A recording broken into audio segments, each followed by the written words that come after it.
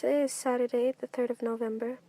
My foster mom went inside Walmart. I'm waiting in the car, and I thought that I'd share a little story since why not? So today I'm going to talk to you guys about my Halloween and how that went. But first I want to start off by talking about my feelings, I guess. Sometimes I just get these feelings that something is going to go bad, and it's usually always right, and I can tell if it's superstition or like that feeling. I don't know if that makes me sound crazy, but I think it's actually pretty normal for a lot of people. I mean, either I'm normal or it's just all the voices in my head. Sorry, I'm really tired right now.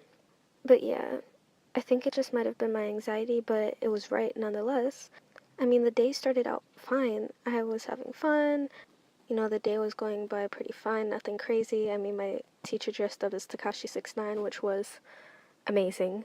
I had plans to go hang out at my church for Halloween because they were having this thing called Light the Night, and they were going to have like a lot of candy and laser tag. I thought it was going to be fun. I could either volunteer there, and they were like, no, you should just come to enjoy it. So I'm like, all right, awesome. I'm going to be a little kid again. It's going to be awesome because, I mean, you're never too old for laser tag.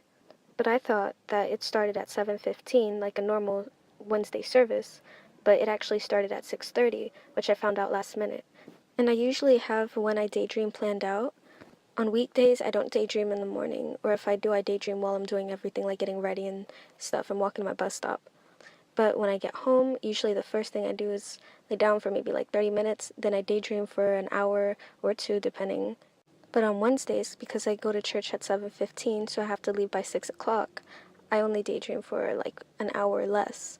But then 45 minutes in, I realized, oh crap, I think it's earlier, so I ran out looking through my room to find the flyer, and behold, 6:30, I had to run out of the house before I could even eat dinner, and I had to run through a construction zone, which like ruined my shoes, and I had to cut across traffic, and it was like really bad, because when I get anxious, like psychologically, like I start hearing like a lot of voices, but I don't really want to get into that because that's a topic for another time. But just know, like, I was going through a lot of like psychological stuff, and it wasn't fun.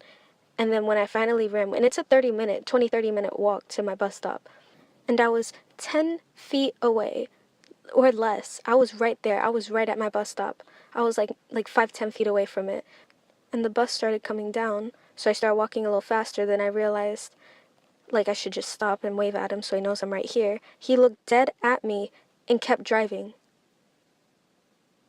And that was really disappointing to me because I actually blew off plans with my friends so I could go to church.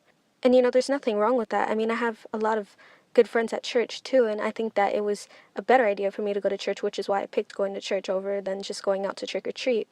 Just the whole situation was just really disappointing for me because that was something that I really, really wanted to do. And I guess because the bus driver was in a bad mood and he didn't feel like being nice to people because it's a holiday and he had to work. And I can understand being upset because, work, but like, he could have stopped. I was right there. He definitely could have stopped, but he didn't. And I had to walk all the way back home, and I was just really disappointed. But my anxiety had led me to think that something crazy insane was going to happen that day, like maybe I'd get into a car crash or something. So the fact that I could tell that was the bad thing that was going to happen that day, it's going to be okay. I just feel like I let everybody at my church down because this is the first time I've been coming back for about a month now, and like a year because I've been in rehab. And I really wanted to show people that I've changed and that I want to come back persistently and show them that I'm back in the church. Like I don't know, maybe I just want their attention. Maybe I just want to feel like I'm appreciated there, which is like ridiculous because I know that there's a lot of people who love me at that church.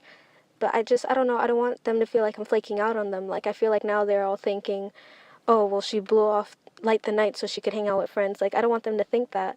But then again, I can't be perfect, and I know that they're good people and they won't judge me too hard, but it's just that fear that it's in the back of their head, like, whenever I go back, and it's just like, it, like, haunts me, I guess, in a really weird way. It's not that serious, it's not that deep, but that's just how my Halloween went. But I hope yours was awesome, and I mean, tell me a story. I'd love to hear how your Halloween went. And I know that there's going to be plenty of more Halloweens in the future that will be better. So, thank you for listening to my therapy session.